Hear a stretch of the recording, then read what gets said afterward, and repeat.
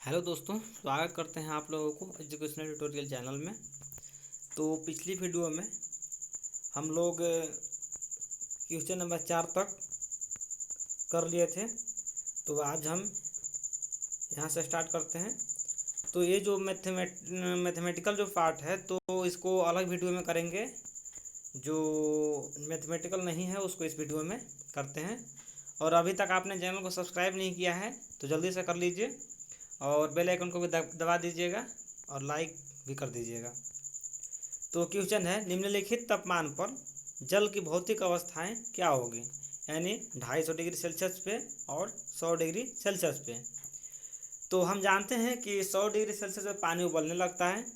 तो 250 degree Celsius पे पानी जो है वो क्या होगा, भाप में परिवर्तन हो जाएगा, यानी उच्च ताप जब होगा तो पानी भाप में कन्वर्ट हो जाएगा। और 100 डिग्री सेल्सियस पे यानी द्रवीय तथा गैसीय अवस्था दोनों क्योंकि 100 डिग्री सेल्सियस पे जल उबलकर भाप में बदलने लगता है। थर्ड क्वेश्चन है, किसी भी पदार्थ की अवस्था परिवर्तन के दौरान तापमान स्थिर क्यों रहता है। तो किसी भी पदार्थ की अवस्था परिवर्तन के दौरान तापमान इसलिए स्थिर रहता है क्योंकि दी जाने वाली ऊष्मा उसके कणों के बीच आकर्षण बल को तोड़ने में प्रयुक्त की जाती है। अतः इस प्रकार अवस्था परिवर्तन के दौरान दी गई ऊष्मा को गुप्त ऊष्मा यानी गलन की गुप्त ऊष्मा या वाष्पीकरण की गुप्त ऊष्मा कहते हैं।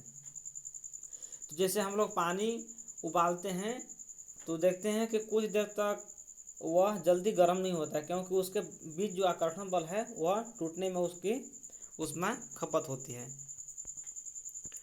तो फोर्थ क्वेश्चन है, वायुमंडलीय गैसों को द्रव में परिवर्तन करने के लिए कोई विधि सुझाइए। तो दाब को बढ़ाकर तथा तापमान को घटाकर वायुमंडलीय गैसों को द्रव में परिवर्तित किया जाता है। एक सिलेंडर में वायुमंडलीय गैस भरकर इसमें लगे पिस्टन से संपीड़ित करने तथा ताप को कम करने पर पदार्थ के कण समीप आ जाते हैं तथा द्रव में बदल जाते हैं। तो जैसे हम लोगों के घर में एलपीजी सिलेंडर होता है तो उसको कभी हिला कर देखिएगा, उसमें रहता तो है गैस लेकिन उच्च दाब पे एवं कम ताप पे वह गैस द्रव में कन्वर्ट हो जाता है।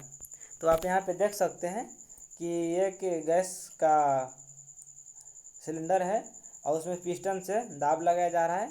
तो दाब क्या हो गया, यहाँ पे द्रव में कन्वर्ट हो गया। क्वेश्चन है, गर्म शुष्क दिन में कूलर अधिक ठंडा क्यों करता है।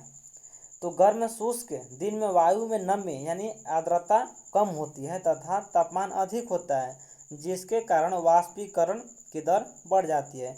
क्योंकि तापमान बढ़ने तथा आर्द्रता घटने पर वाष्पीकरण की दर में वृद्धि हो जाती है तथा हम जानते हैं कि वाष्पीकरण से शीतलता उत्पन्न होती है। अतः कूलर के अंदर से ठंडी हवा कमरे में फैलकर ठंडक प्रदान करती है। सेकंड क्वेश्चन है, गर्मियों में घड़े का जल ठंडा क्यों होता है। तो घड़े में बहुत अधिक संख्या में छिद्र यानी पोयर्स होते हैं जिनसे पानी बाहर रिसता रहता है तथा इसका वाष्पीकरण हो जाता है।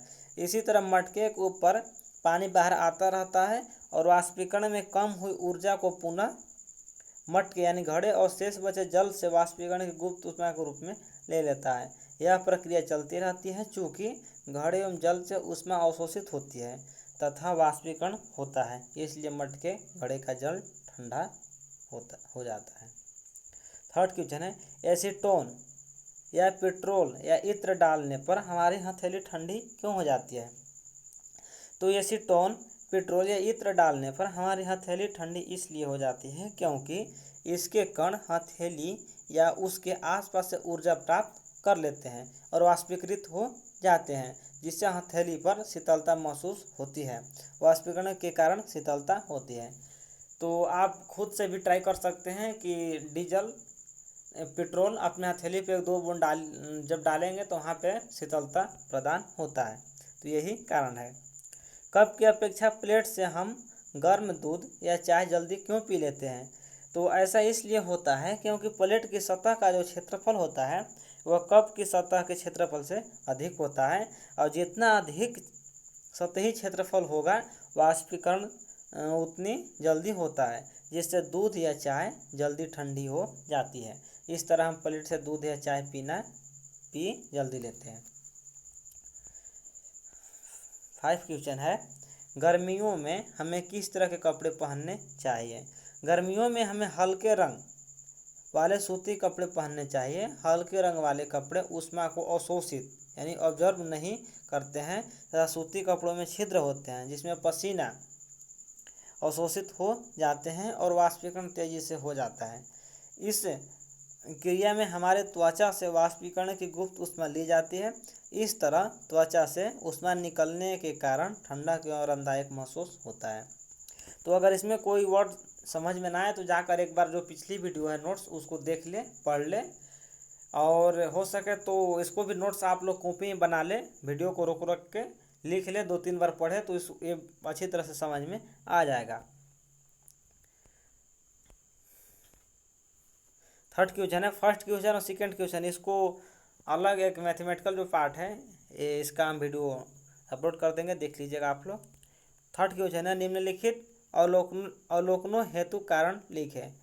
ये में है नेफ्थलीन को रखा रहने देने पर यह समय के साथ कुछ भी ठोस पदार्थ छोड़े बिना अदृश्य यानी उड़ जाती है। और बी में है, हमें इत्र की गंध बहुत दूर बैठे भी पहुंच जाती है। तो नेफ्थलीन एक वाष्पशील ठोस पदार्थ है, जो हम लोग बोलते हैं फ्लेन के गोली। तो ठोस पदार्थ है जो ठोस से द्रव अवस्था में आए बिना ही गैस में बदल जाता है, जिसे ऊर्ध्वपातन कहते हैं। अतः कुछ समय बाद यह ठोस पदार्थ छोड़े बिना हवा में वाष्प बनकर उड़ जाता है।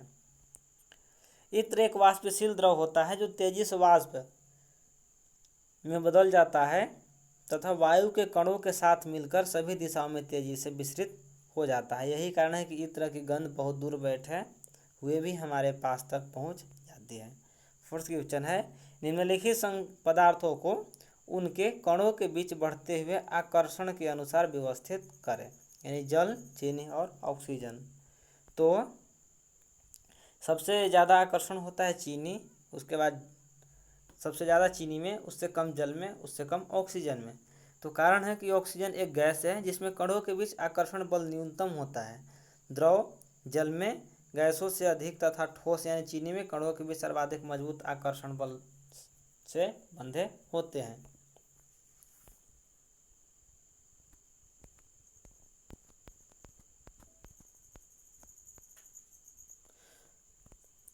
सिक्स क्वेश्चन है कि पुष्टि हेतु कारण दे। जल कमरे के ताप पर द्रव है, और बी में है कि लोहे की अलमारी कमरे के ताप पर ठोस है।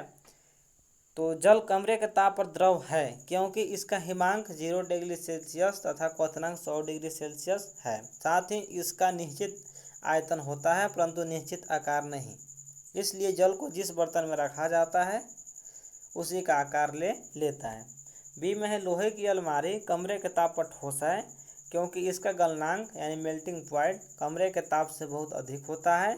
इसका एक निश्चित आकार एवं आयतन होता है तथा यह दृढ़ होता है और बहता नहीं है, यानी मजबूत होता है। 7वां क्वेश्चन है, 273 केल्विन के बर्फ को ठंडा करने पर तथा जल को इसी तापमान पर ठंडा करने पर शीतलता का प्रभाव अधिक क्यों होता है। तो इसका उत्तर होगा कि 273 केल्विन या 0 डिग्री सेल्सियस पर बर्फ किसी पदार्थ या माध्यम से गुप्त ऊष्मा लेती है जो पहले इसकी अवस्था में परिवर्तन लाता है, फिर उसके ताप में वृद्धि करता है, परंतु इसी ताप पर जल केवल ताप में वृद्धि के लिए ही ऊष्मा प्रदान प्राप्त करता है। बर्फ के गलन या संगलन की गुप्त ऊष्मा 3.34 × 10⁵ जूल है, अर्थात प्रति इकाई किलोग्राम बर्फ को जल में बदलने के लिए पदार्थ से 3.34105 जूल ऊष्मा की आवश्यकता पड़ती है। इसलिए बर्फ अधिक शीतलता प्रदान करता है क्योंकि जल किसी प्रकार की गुप्त ऊष्मा नहीं लेता है। 8वां क्वेश्चन है, उबलते हुए जल अथवा भाप में से जलने की तीव्रता किसमें अधिक महसूस होती है।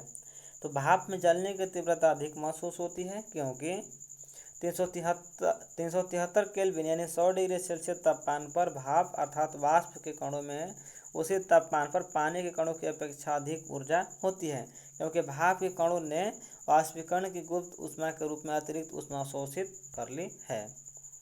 तो ये 9वां क्वेश्चन है और लास्ट क्वेश्चन है। नोट्स में अच्छी तरह से बताएं कि संघनन क्या होता है, ऊर्ध्वपातन क्या होता है और जमना क्या होता है, संगलन क्या होता है। तो जाकर एक बार उसको अच्छी तरह से देख ले।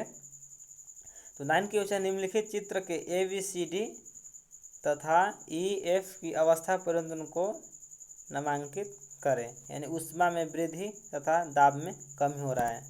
तो जब ठोस से द्रव में बदलता है तो इसको बोलते हैं संगलन, और जब द्रव से गैस में बदलता है तो इसको बोलते हैं वाष्पीकरण या वाष्पीकरण, और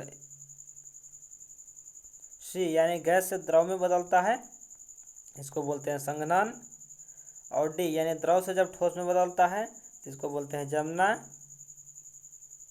यानी ठोस से जब गैस में बदलता है E तो उसको बोलते हैं ऊर्ध्वपातन, और गैस से जब ठोस में बदलता है तो उसको बोलेंगे ऊर्ध्वपातन यानी सब्लिमेशन। तो वीडियो यहीं पे समाप्त होता है, और अभी तक चैनल को सब्सक्राइब नहीं किए हैं तो कर लीजिए और वीडियो को लाइक भी कर दीजिएगा। धन्यवाद।